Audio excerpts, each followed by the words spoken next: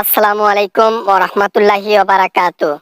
আমি বাংলাদেশ আইজিপি বলতেছি, বাংলাদেশ পুলিশ প্রধান। ওয়ালাইকুম আসসালাম রহমতুল্লাহি ওবারাকাতু। আমি দেশের বাইরে থেকে ওবায়দুল কাদের বলতেছি। স্যার, কিছু কথা বলার জন্য আপনাকে ফোন করা।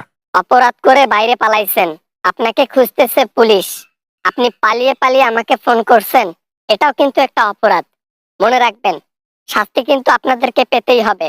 যাই হোক, কি বলতে চাচ্ছেন বলেন। তেমন কিছু বলবো না, শুধু বলবো ক্ষমতায় থেকে আমাদের নেতাদের ধরতেছেন, তাদেরকে শাস্তি দিচ্ছেন, এটা কি ঠিক করতেছেন স্যার?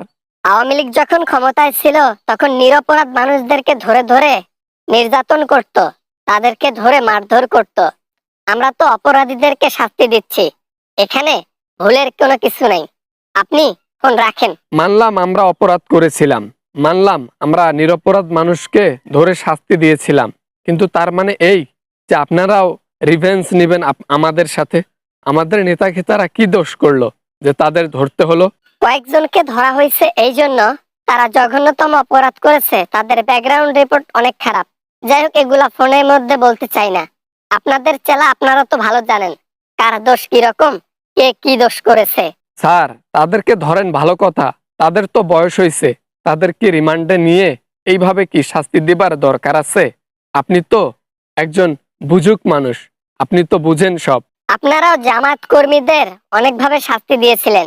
জামায়াতের বড় বড় নেতাদের, তাদের বয়স ছিল 80-র উপরে, 60-এর উপরে, তাদেরকে ধরে রিমান্ডে নিয়েছিলেন।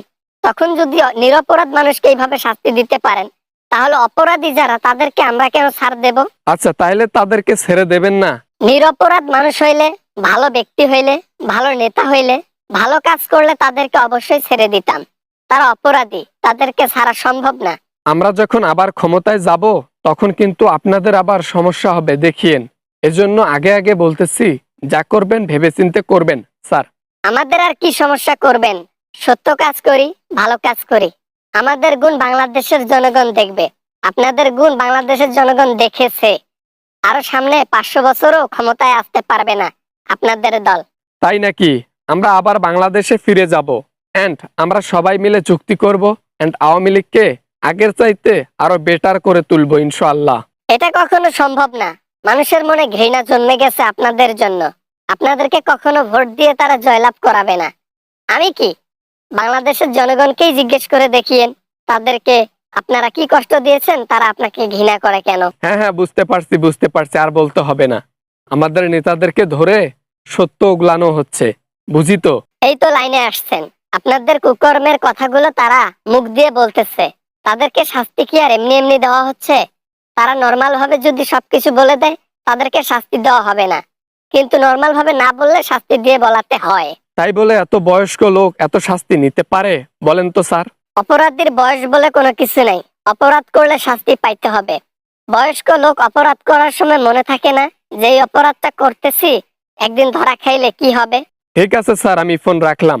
আমি জানি আমার কথায় কাজ আসবে না, কারণ আমরা ক্ষমতায় নাই তাই।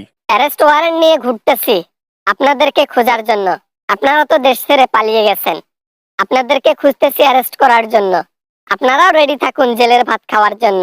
দরকার নাই ভাই, বাংলাদেশে কোনোদিনও যাব না, রাজনীতিও করব না, কিচ্ছু করব না। বাংলাদেশে কখনো যাবই না, শাস্তির ভয় আছে না মনে। সেটা পরে দেখা যাবে, আসবেন নাকি আসবেন না সেটা পরে দেখা যাবে। যাই হোক, অনেক কাজ আছে আমার, কথা বললাম, সময় দিলাম, এটাই আপনার কপাল। Good bye. Sir sir, last একটা কথা। জি বলেন। যদি আমাদেরকে গ্রেপ্তার করা হয়, তাহলে কি ওদের মতো আমাদেরও শাস্তি দেওয়া হবে স্যার? এদের তো অল্প একটু শাস্তি দেওয়া হয়েছে, এদের কয়েক ভাগ, কয়েক গুণ, এর চাইতে বেশি আপনাদেরকে শাস্তি দেওয়া হবে, মনে রাখবেন। রাখলাম। ও মা গো, আর বাংলাদেশে কখনোই যাব না, এইটা শুনেই আমার প্যান্ট ভিজে গেছে। আর কখনো যাব না বাবা। রাখলাম স্যার, রাখলাম।